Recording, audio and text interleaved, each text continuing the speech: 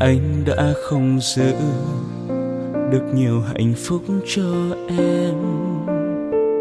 Nhiều khi giận nhau, nước mắt em cứ rơi thật nhiều. Anh xin lỗi em, hãy tha thứ cho anh lần này.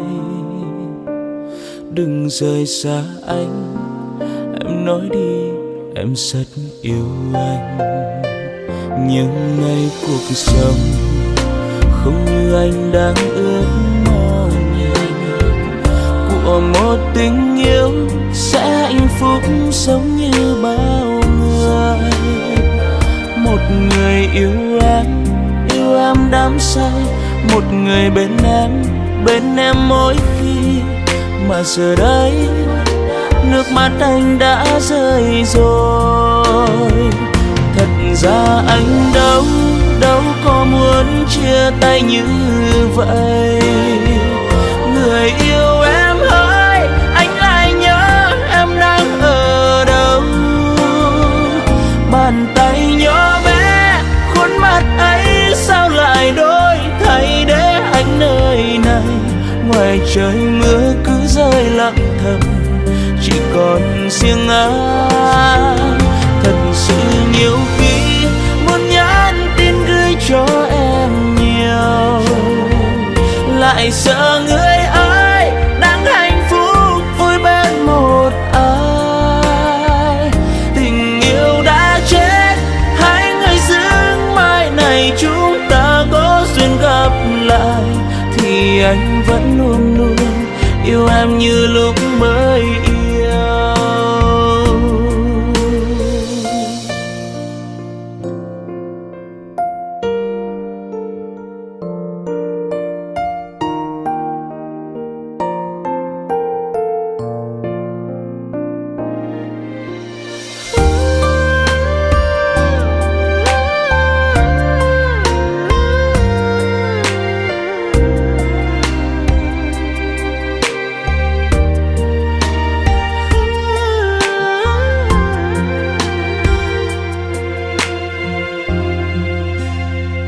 Anh đã không giữ được nhiều hạnh phúc cho em. Nhiều khi giận nhau, nước mắt em cứ rơi thật nhiều. Anh xin lỗi em, hãy tha thứ cho anh lần này.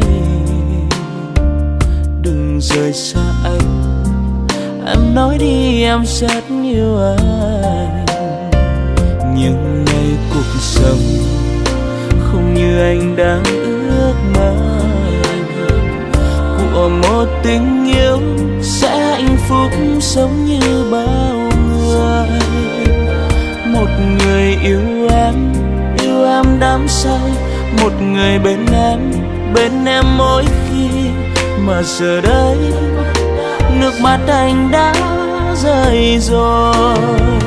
Thật ra anh đâu có muốn chia tay như vậy. Người yêu em ơi, anh lại nhớ em đang ở đâu. Bàn tay nhỏ bé, khuôn mặt ấy sao lại đổi thay để anh nơi này. Ngoài trời mưa cứ rơi lặng thầm, chỉ còn riêng anh. Thật sự nhiều khi muốn nhắn tin gửi cho em nhiều, lại sợ người ấy đang hạnh phúc vui bên một ai. Tình yêu đã chết, hai người giữ mai này chúng ta có duyên gặp lại. Thì anh vẫn luôn luôn yêu em như lúc mới yêu.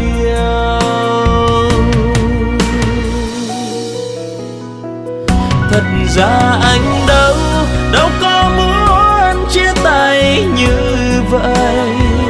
Người yêu em ơi, anh lại nhớ em đang ở đâu. Bàn tay nhỏ bé, khuôn mặt ấy sao lại đổi thay để anh nơi này. Ngoài trời mưa cứ rơi lặng thầm, chỉ còn riêng anh.